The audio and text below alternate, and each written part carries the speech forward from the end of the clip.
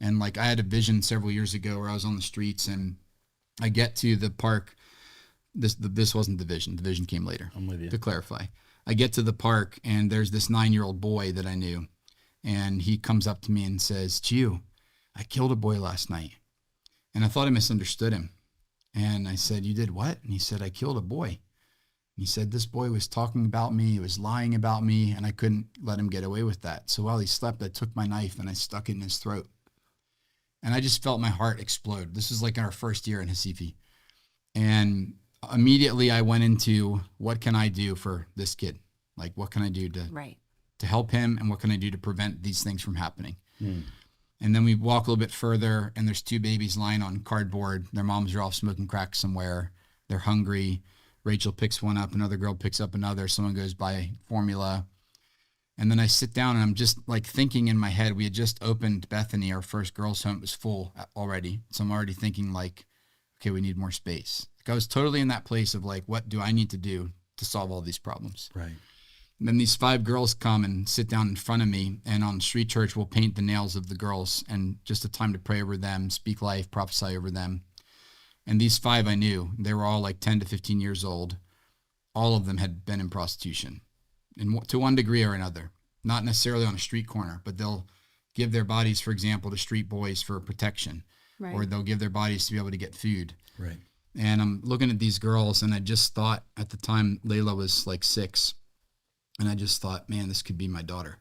And I lost it. Just started crying in front of them. When you say girls, yeah, what's the age bracket? Like 10 to 15. Okay. Yeah, all young girls. And one of these girls, Rachel and I had later would take to our house because we didn't have space for her at Bethany. She came to live with us. She was 13. And so I'm looking at these girls and I just lose it and just start crying. And then they're kind of like chuckling, looking at me because they see this big tattooed dude just like crying. And I just felt helpless and hopeless. And Jesus comes to me in this vision, close my eyes, and he comes and he puts his arm around me and he's like, "Nick, you're looking at this the wrong way. I want to teach you to see like I see." And he lifts up his hand, and in the center of his hand, there's a hole from the nail on the cross. And he says, "Look through the holes in my hands." And he passes his hand in front of these girls. And it was like through the holes in his hands, I saw like destiny I had not seen before. Like happy girls, dancing girls, families coming around them, future pastors, lawyers, doctors, like all this destiny, artists, musicians. And Jesus says, "The holes in my hands are big enough to swallow up all of the pain on these streets. I've already paid the price, but you need to stop looking with the eyes of circumstance and start looking through the eyes of destiny." Yeah.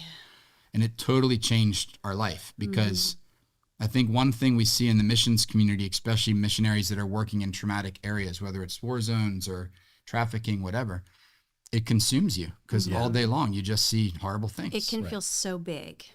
And we probably all know people that didn't even just like leave the mission field, but left their faith. Oh yeah. Because they're like, I don't see God in any of this. Right. All I see is horrible things. Right. And so for us, it's like, we can't look at those things without looking through the holes in his hands, believing that the finished work of the cross can redeem all things, can reconcile even kids that have been through atrocities, you know?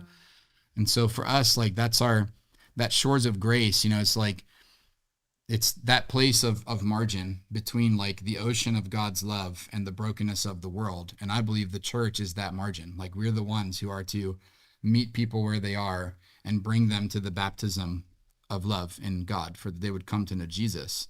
So we have to be in that place where we're seeing like this darkness here, but we're constantly connected to like the rhythm of his love. We're constantly hearing his voice and constantly seeing through his eyes, through his vision, hearing his voice over the people that we're talking to, the people that we're caring for, you know?